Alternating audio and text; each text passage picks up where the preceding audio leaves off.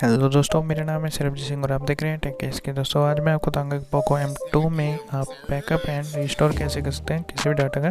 तो चलिए दोस्तों, बिना किसी तरह की वीडियो शुरू करते हैं। इसके लिए आपको सबसे पहले सेटिंग्स में चले आना।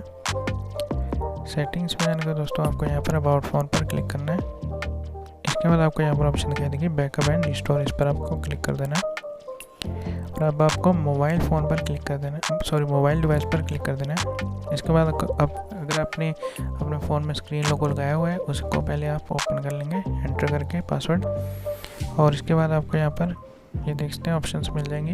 आपको जिस चीज़ का बैकअप चाहिए आपको सिंपली उस पर टिक कर देना है, ऐसे टिक कर देना है। जैसे मुझे कॉल हिस्ट्री की बैकअप चाहिए अभी, तो इसके बाद आप बैकअप पर क्लिक कर देंगे और गो डेट पर क्लिक कर देंगे। आपका जो बैकअप है क्रिएट होना शुरू हो जाएगा। आप देखते हैं यहाँ पर 100% जब हो जाएगा तो ये डन हो जाएगा।